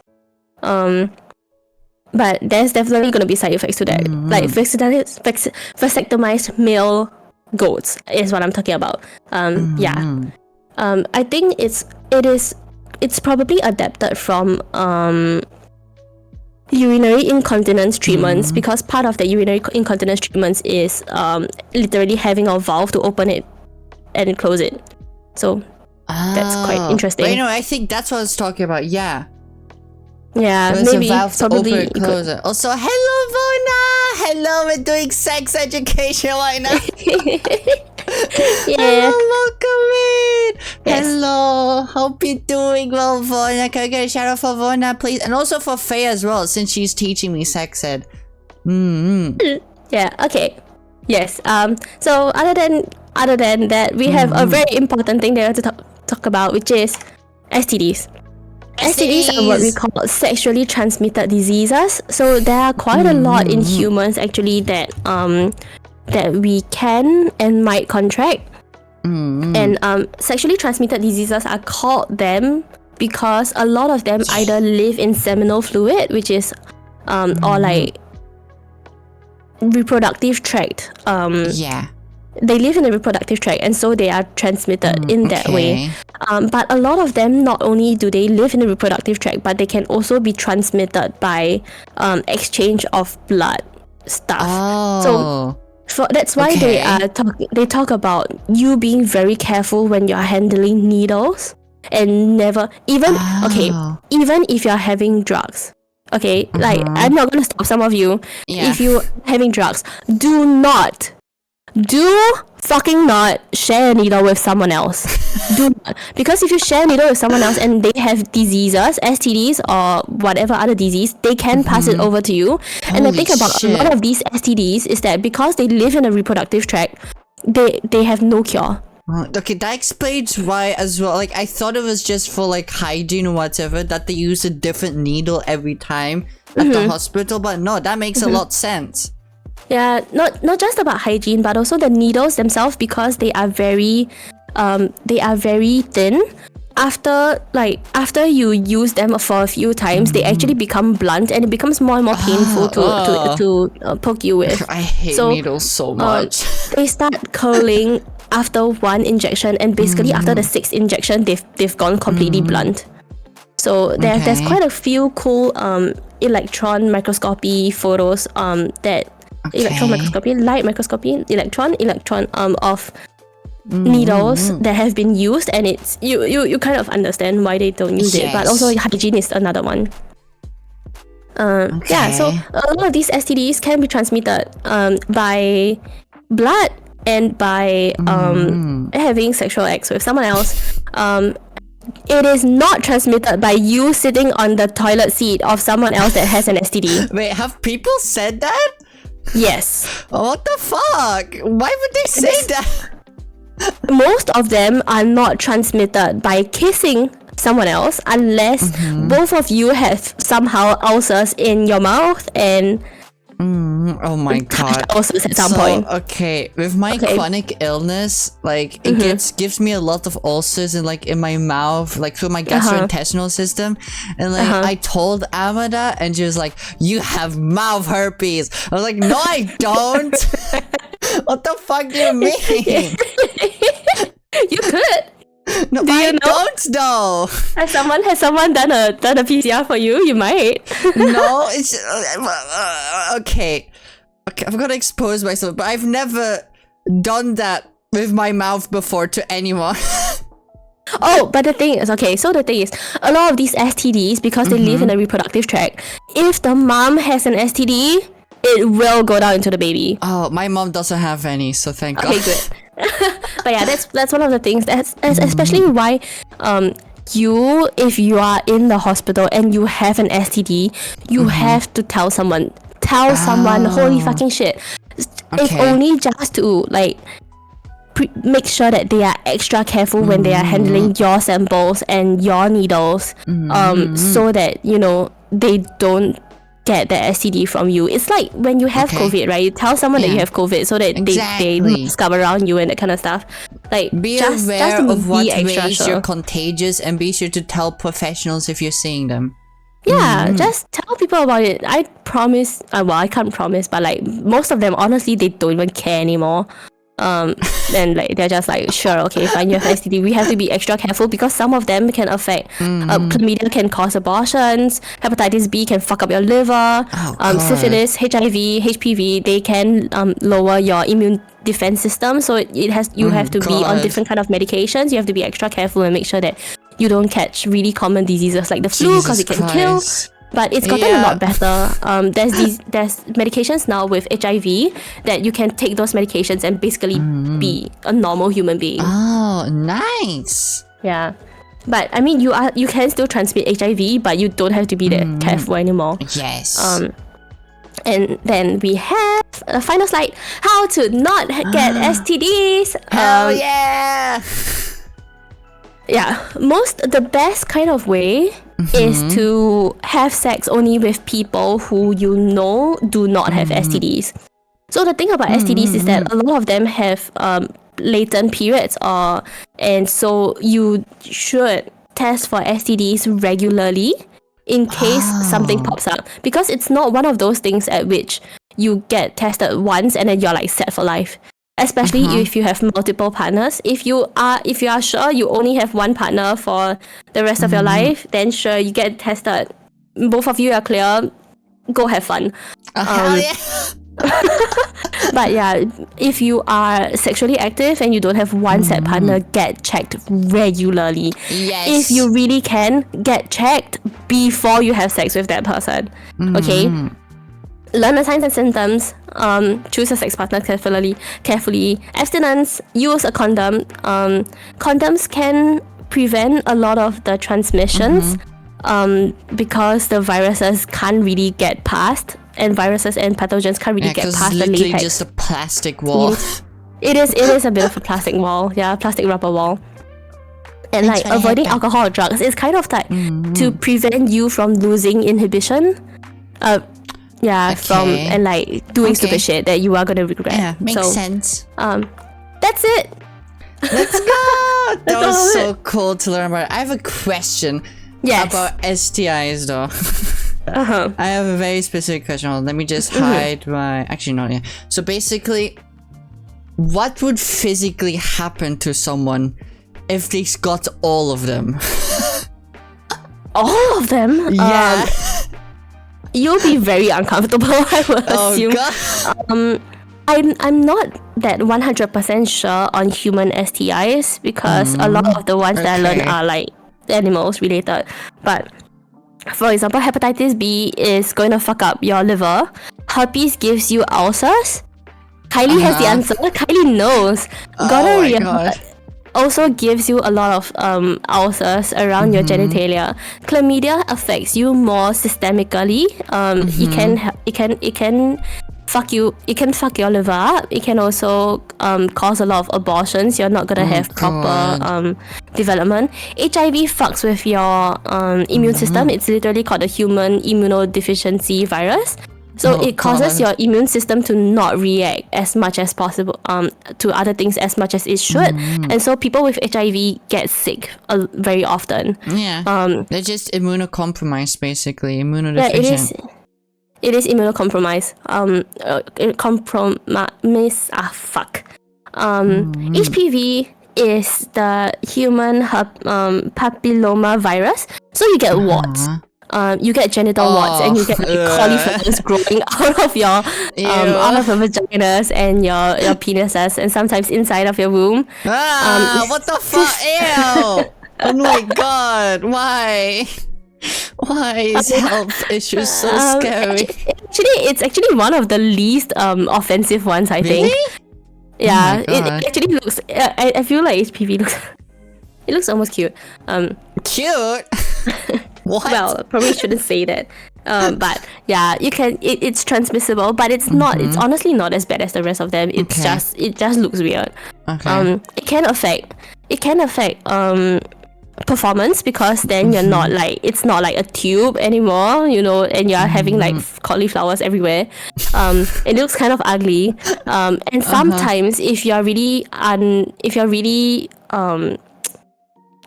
unlucky, it can grow to the point at which it obstructs the urethra, and then you're gonna have to get surgery for that. Oh, sorry. Okay. Yeah. Trichomoniasis is a parasite. It's not like a virus or a bacteria. It's a parasite, and it can trichomonia. It's also abortions. Oh, okay. Syphilis, I believe you get skin issues with syphilis.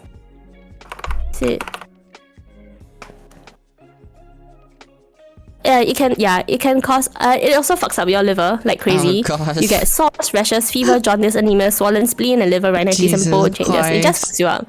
Yeah, but most of it you see it on the skin.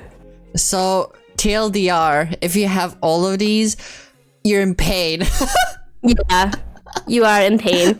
I mean, in order for you to get all of these, you will be in quite a lot of pain too, I think. Because like I have like Crohn's, right? I get ulcers like all of my gastrointestinal tract. I can't imagine how much more painful it'd be to have on my genitals. Like what the fuck? Yeah, it's not pleasant. Yeah. So Jesus but yeah, Christ. that's STDs. These are. I don't think this is an exhaustive list, but these are pretty much the ones that people talk about a lot. I used to be really dumb when it comes to STIs because like I used to thought a yeast infection was an STI. And then I then got one. I was like, huh? How do I have one? I didn't have sex. But apparently you can't just get them. Yeah, you do, because you our vaginal wall actually, and also like the external side, it's not it's not sterile. You actually have bacteria and commensals living there, and part of those commensals are yeast and other bacteria. Yeah, that's what I learned from the doctor. But she gave me some meds for it, and then it got better like a few weeks. Yeah, that's good. Yeah, yeast infections are really they are a lot more difficult to deal with because yeast grows really slowly, and they are quite permissive. What's the word? Passive? No, the drugs don't penetrate them very well. Oh yeah. Tell me about it. So it takes a while, and especially in like your reproductive tract, which is what we kind of call an immuno privileged area. So like not a lot of blood cells or like white blood cells actually go to that area, which I think is kind of stupid, to be honest. But yeah. But yeah. Okay, that's all my questions. I think you explained everything incredibly, and I learned a lot today. Yeah, thank you. I'm so glad that you let me like basically info dump all over you. Oh my god. This is very good for my brain. Especially with the SIY gene. I knew beforehand it was something like that's how like people with XX chromosomes can get a penis or whatever. But I just never knew how, you know? But it was so interesting to learn about it because now I can explain to actual people how it works. Yeah. Oh, and like if we want to talk about like the shared parts. So for example, the penis and the clit shares a common ancestor, like here. So like when we think about penises and clits, it's like, oh, the clit can get engorged too as well. The clit can also get big, and it's like that's the same as the penis. And it's like, yeah, it's because they essentially come from the same place. And we have this situation at which we call a free Martinism. So, or like, for example, if a person has a ovaries but they are producing a lot of testosterone, or they are a hermaphrodite. So, like for example, they are outwardly presenting, they have a vagina but they actually have testes. You can kind of know that they are that way because of the fact that they have an engorged clit. So, like their clit is a lot bigger than other people. And you can be a bit more like suspicious, like why is the clit that gigantic? Are they a hermaphrodite? You heard about big kid dicks? What about big clits, baby? Yeah, so dick size is kind of, I mean, it's genetic for one, but it's also kind of slowly a bit related to testosterone production. Because testosterone is the one that's like driving the development of your sexual organ. So for example, if you have a situation like this, but your testes and ovaries are for some reason not producing the hormones, then the development of your reproductive system is also going to halt a little. Then I have a question, because like now I understand how like people with different chromosomes can get like different types of like genitals or whatever, but like I've heard of cases where people have no genitals and it's just flat down there pretty much. How does that happen?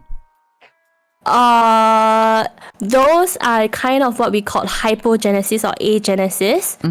So what slightly happened is that at point of differentiation, this didn't happen. Okay. Because if we learned, it's if you don't have SRY gene, you will then grow ovaries. So there's nothing that's like, if you didn't develop this at all, probably your bipotential gonads weren't very well developed. Okay. So it's probably something that's happened while you were in the womb. Okay. or it's genetic. Yeah. Oh, okay. Yeah, that was just the last thing I wanted to ask. Because like I was remembering that I saw a post about a girl saying that she has that, and I was like, I wonder how that happens. Yeah, it's well, that I guess the fun and interesting thing about humans and animals and of any sorts, to be honest, is that anything that you can imagine can go wrong, will go wrong. Like it's not exactly. Yeah, so it's like if you've only heard about and actually we were actually thinking that because we only look at sex, at least at point of birth, only from a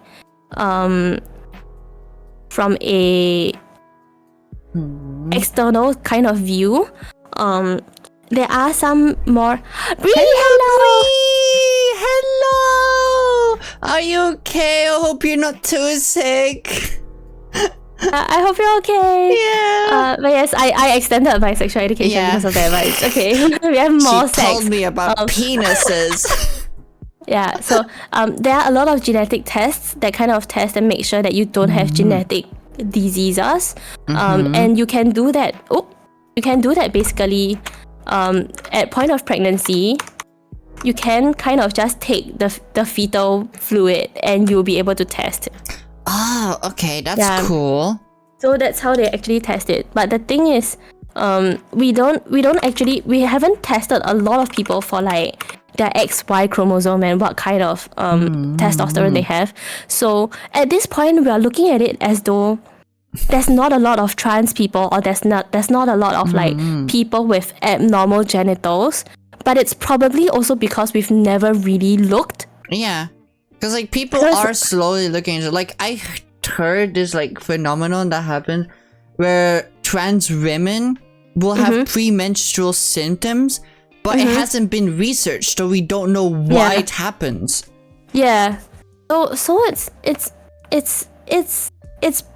very difficult for people as well, because of number one, we could have actual hormonal changes. We also could have something that we call confirmational bias. It could also literally just be what's that word called? Like where you think that it is effective and therefore it is effective. Like there's a lot of reasons that could be at play, and we cannot. It's difficult for us to really isolate it out. And it's hard to find out too, because there's just not enough research on it. Yeah, there is not enough research. Also, the research around it is very taboo still, unfortunately. Yeah. And there's not a placebo effect. It's called placebo effect. There's not a lot of people who are like, the funding is a bit more iffy right now as well. Sadly. And also, especially in the US, like the whole fucking situation with Trump, like, oh my fucking god. Yeah, it's getting worse, and we're hopefully trying to make it better. Yes. So, there's not enough scientists to research everything that's going on in the world, unfortunately. So we kind of have to pick and choose what we want to force, like, check out. I'm what sure we want as to well, have, eventually, as there's like slowly more people being comfortable, like coming out as trans, that there's gonna be like trans scientists that are going to research this specifically, you know? Yeah, so part of it is that we need to have more diversity in the science world. We need to have people who are coming from all sorts of backgrounds, all sorts of motivations, so that they can push the kind of research that they want to see. So that no research is biased in the slightest. Well, all research are biased. Well, but like, I mean, so that we do all topics. That's what I mean. Yeah, so that we cover as many bases as we can, because for at least for me, as someone that's cis-presenting, as someone that is cisgender essentially, I'm not going to have the same kind of considerations as someone who is trans. So we need people out there who are trans to push the research that needs to be seen. Not ᴊᴇɪʅ is exactly. Oh my god. Yes, science is interesting. It is. I hope this pushes you more as well to like learn more about human bodies and everything. Yes. Honestly, the human body is kind of crazy. Yes, it is. I just not just human body, but all sorts of bodies are crazy. I just wish they would generally, because like there's a ton of stuff in here that they did not teach in my school. Like all they really taught in my school is like wear protection and like be careful of STDs, and that's it. They did not teach how stuff work. They did not teach like about the menstrual cycle, because I never learned about this, but now it makes so much sense to me why all this happens. So really, thank you so much for teaching not only me but everyone in my stream as well. You're welcome. I enjoyed this. I really just talked about dicks and vaginas for like 1 hour straight. Oh hell yeah! But yeah, oh my God. I don't know how much time do you have with Ozzy Osman? said he would be a bit late, so that's why I let you talk for a lot longer. Yeah. I was like, Ozzy? wow, if you want me to talk more, I could probably go ahead. Oh my God. But there's some stuff in this presentation that you didn't go fully into it in the video. But there's some stuff that I vaguely remembered from the video, like when you mentioned hermaphrodites. I was like, I remember that. Like, oh fucking point at the screen. Learning. Yeah, I mean, I did edit the video. I mean, true, yeah, you've stared at it for like hours and hours and I had hours. to rewatch everything over and over and over, making sure it was all perfect. There was no mistakes. Yeah, it's yeah, it is a lot. But I mean, that's kind of like fantasy sexual education, you know. This is like actual real life sexual education. I'm gonna Ozzy is good to go. Is Yuri awake? Is Yuri still awake? Because then we can get right into the Mario Wonder Mimi. Hold on, let me do rest Discord. There we go. Stop sharing. How can I stop sharing? Did I stop sharing? Yeah, you did. Don't worry. Okay. You did it for me. Very good. You did stop sharing. But oh my God, how are you doing, by the way, Fia? I don't know if I've asked you that. Me, I'm alright. I did. I think 1 too many hours yesterday, and I'm really tired. I didn't sleep super well yesterday night. But happy daylight savings times, guys. I woke up at 6 a.m. in the morning because that's the time I usually wake up, 7 a.m. And I was like, why am I awake? I was like, oh right, it's 7 a.m. Then I look at my phone. Like, oh right, it's 6 a.m. I know. I was like, I woke up in the middle of the night and look, I was like, it's 5 a.m. I should go back to sleep because it's 3 hours. Then I look at my phone, it says 4 a.m. Huh? Yeah. What? It was like, confusion for a tiny bit, and then it's like, oh right, it's daylight savings time. I slept an extra hour. And I was happy to have an extra hour of sleep. I know, I've never been more excited to sleep for another hour. I've been so exhausted, but I'll probably like have to sleep first and then continue with my studying today. I woke up an hour earlier too, and I just relaxed in bed until I had to get off. But okay. So Yuri's up. I'm going to get off here. Yes. And you can. I'm going to go and grab my breakfast. Thank you for Hell having me. No problem. Thank you. Can we get another shout out for Study Pause, please? Thank you. You did a very good job, Juki. Thank you. Amazing. You did more amazing. Thank you. Bye-bye. Bye.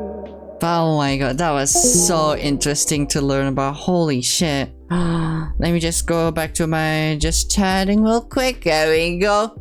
Anyway, since there's new people who came in during that school lesson, I have to say I'm doing a donathon, baby. I'm raising money for the live 2D rigging of my actual model. As you can see, this is just a pre-made model that I'm using. I just bought it off of Ko-fi from a really great artist, and I'm using it right now. So I'm raising money to help fund the live 2D rigging of my fucking VTuber model, baby. So if you can donate, if you want to donate, feel free to. $1 or $1 adds 8 minutes to the timer.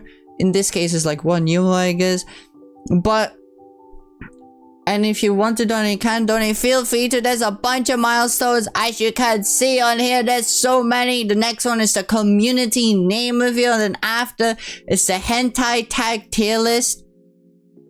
And if you want to read the rest of them, you can go read them on the post that I made. You can go read them on the post. Either way. what I want most for all of you is for all of you to have lots of fun. That's what I want the most. Anyway, I think I'm gonna go and be right back real quick, just so I can talk to Ozzy and Eurydice real quick and make sure if everything is okay. And then, are any more mods here? I don't think so. I'll give a shout out to Faye. Shout out, study, pause. There we go. I'm gonna go follow Faye. She's a great streamer. And then I'm gonna go and be right back. I'm gonna take a pee break, get some snackies to eat. And then we'll be playing Super Mario Bros. Wonder, baby. I'll be right back in a second. Bye bye. See you in a sec. A man known to have connections with dangerous AI. Oh god. Your mission is to remove a hostile in the shopping district. Completing this objective could potentially save thousands, but there will be 5 civilian casualties. Oh god. Do you take your shot? Fuck. Okay, we